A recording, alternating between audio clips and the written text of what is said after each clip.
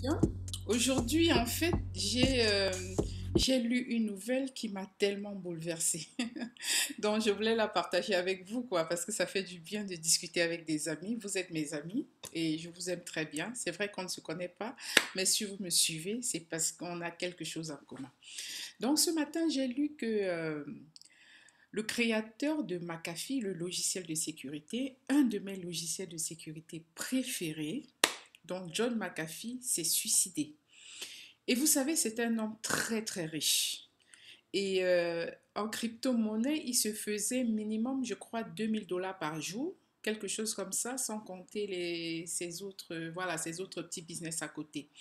Et la question que je me posais, et je crois beaucoup se posent cette question-là, est-ce que l'argent fait le bonheur? Comment est-ce qu'un homme aussi riche, aussi nanti, pourrait se suicider en prison vu tout ce qu'il a comme bien mobilier, comme bien mobilier immobilier, quoi. Et moi, je me suis dit, c'est toujours mieux de chercher à gagner un peu plus. Tout dépend en fait de votre comportement. Vous auriez des pauvres qui ont un très mauvais comportement, vraiment pire que le comportement même d'un démon, quoi. Et vous aurez des riches, des personnes riches qui sont super gentils, qui respectent la loi du pays et ainsi de suite. Donc en fait, je vais démarrer en disant que l'argent ne fait pas le malheur. L'argent, quelque part, fait le bonheur. Si nous le considérons comme une ressource. Ça ne veut pas dire que l'argent peut faire votre bonheur dans tous les domaines, quoi. Vous pouvez être riche, mais être très mal dans votre peau en couple. Vous pouvez être riche, mais quelque part dans votre âme, il y a quelque chose qui manque. Donc, en ce moment, ce n'est pas l'argent qui va venir combler vos problèmes de couple, ce n'est pas l'argent qui va venir combler ce vide qu'il y a dans votre âme. On est d'accord que c'est Dieu, c'est Jésus qui comble le vide qu'il y a dans notre âme. L'argent étant une ressource, on peut comparer peut-être l'argent à l'eau que nous buvons ou à la nourriture que nous mangeons. Imaginez-vous que vous faites peut-être 2 jours. Oui, l'eau ne va pas faire votre bonheur, mais au moins ça apporte quelque chose à votre bien-être. Ça apporte quelque chose dans votre santé. Les aliments, les vitamines que nous prenons. Donc pour moi, l'argent, c'est comme une sorte de vitamine. Et nous devons aller à la recherche de cette vitamine-là pour combler certains manques que nous avons. Dans la société, on va se rendre compte que dans les hôpitaux, surtout chez nous en Afrique, beaucoup de femmes qui décèdent pendant l'accouchement, beaucoup d'enfants qui décèdent ou beaucoup de personnes qui décèdent dans les hôpitaux, on va se rendre compte qu'au moins à 50%, c'est dû au manque financier. Très souvent, nous allons nous en rendre compte. Et même, j'ai appris cela pendant mes examens de permis en assurance que le manque d'argent également diminue l'espérance de vie. Est-ce que vous vous rendez compte? Nous savons que c'est Dieu qui fixe le nombre d'années de nos vies, mais également, si vous avez un manque d'argent et si un miracle n'est pas passé par là, vous allez partir un peu plus tôt que prévu. Oui, je sais, dans mon émission, je vais surtout parler de l'argent. Moi, je suis en Amérique du Nord et je sais qu'il y a un problème culturel au niveau de l'argent. En Europe, en Afrique, l'argent, c'est un sujet tabou. Mais ici en Amérique du Nord, c'est tout à fait normal que nous parlions de l'argent. Ça fait partie de notre culture. Même à l'église, le pasteur va dire, faites des offrandes, faites des dîmes et tout. Ça fait partie de notre culture et nous sommes habitués à cela.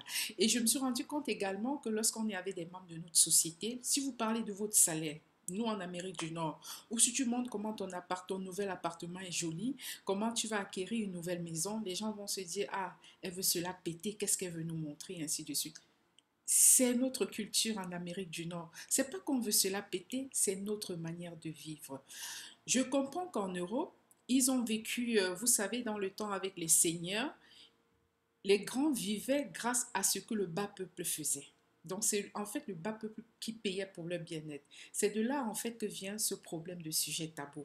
Mais ici, tout le monde est arrivé en Amérique. Donc moi je suis au Canada. Tout le monde est arrivé en Amérique parce que tout le monde se disait c'est la terre promise. Je viens me faire de l'argent. Donc beaucoup sont arrivés étant vraiment pauvres et ensemble ils ont pu se développer. Et c'est pour ça qu'ensemble aujourd'hui on parle de notre succès dans le monde financier.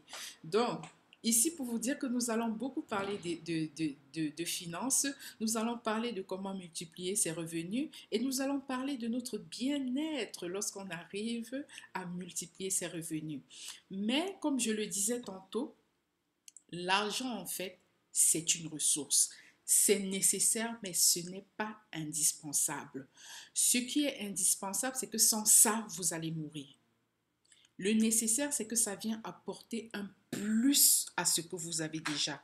Donc, regardez au niveau de votre comportement, apprenez à vivre en société et je ne sais pas en quel Dieu vous croyez. Donc, grâce à votre foi également, vous pouvez vraiment atteindre vos objectifs. Quand je dis objectif, c'est quoi? C'est atteindre un état de bien-être presque total en attendant que Jésus vienne. Alors, est-ce que l'argent rend les gens méchants? Parce que j'ai entendu d'autres qui m'ont dit, ouais, les riches sont trop méchants, ils aiment cela péter et ainsi de suite. Moi, je dirais, je ne vais pas dire oui, je ne vais pas dire non. Parce que le monde est devenu très méchant, mais on est d'accord que tout le monde n'est pas riche. Donc le taux de pauvreté est tellement élevé, mais le taux de méchanceté est également très élevé. Donc alors, si on me dit que c'est l'argent qui rend riche, là, c'est pas très, très vrai, quoi. Mais je pense que l'argent, c'est un amplificateur de caractère. Vous allez voir des riches, ce qu'on appelle en Afrique des parvenus. C'était en fait des gens qui avaient des problèmes avec eux-mêmes. Donc, ils avaient même un manque d'harmonie dans leur propre corps, quoi. Donc, même leur propre corps, leur âme, et ainsi de suite, n'était pas déjà harmonisé. Ils avaient un problème d'unité en eux-mêmes. Donc, lorsqu'ils deviennent riches, c'est pas ça qui arrange leur problème, en fait. Au contraire, puisqu'ils peuvent parler à l'homme qui les aidait n'importe comment, en ce moment, alors ils se servent et ils se font plaisir. Donc, en fait, pour dire que non, l'argent ne rend pas forcément méchant, l'argent ne nous rend pas forcément imbu de nous.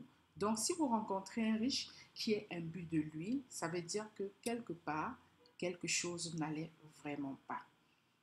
N'hésitez pas, mes chers champions et mes champions, de chercher à multiplier vos revenus.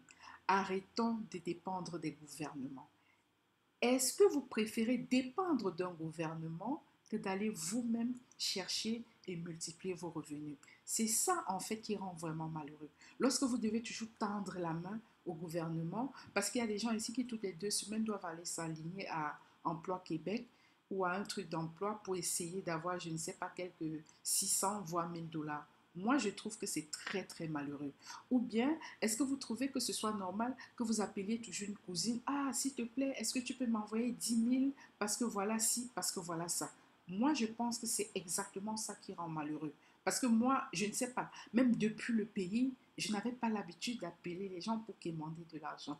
Mais j'allais moi-même à la recherche de mon propre argent. Et là, je me sentais vraiment bien. Donc, il y avait comme un sentiment de bien-être, un sentiment d'accomplissement. Et c'est ça que je trouve vraiment excellent. Donc, mes championnes et mes champions, faisons attention. L'argent, ce n'est pas un démon. Ne démonisons pas l'argent, non. Mais je n'ai pas non plus dit que l'argent, c'est un Dieu. Et je n'ai pas dit que l'argent fait le bonheur. Mais il y a un tout qui fait le bonheur. Et grâce à l'argent, nous pouvons aider les membres de notre famille qui ne sont pas nantis et qui ont de sérieux besoins à avancer. Nous pourrions ouvrir des écoles dans nos villages. Nous pouvons ouvrir des hôpitaux où les soins pourraient être gratuits.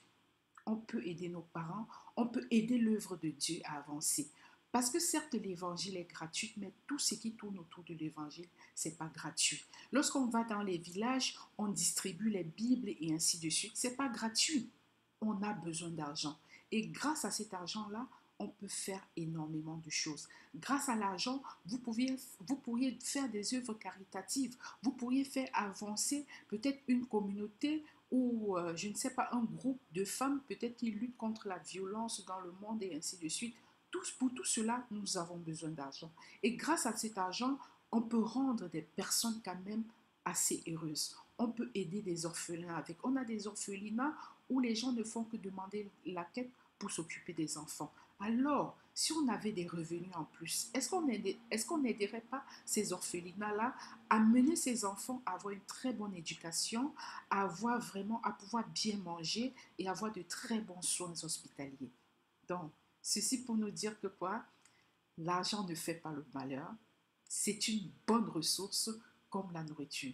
Considérez que le matin, vous devez prendre un petit déjeuner. À midi, vous devez manger. et ainsi de suite. Et le soir, vous devez manger. N'est-ce pas, cela participe au bien-être de votre corps? L'argent également va participer à votre bien-être dans un grand ensemble. Toutefois, pensons à avoir un bon comportement. C'est pas parce qu'on est devenu riche qu'on doit regarder les autres personnes de haut. Non, parce que cet argent peut disparaître à tout moment. Donc voilà le monsieur de McAfee qui est décédé. Et donc en fait, tout ceci pour dire que quoi? Faisons attention.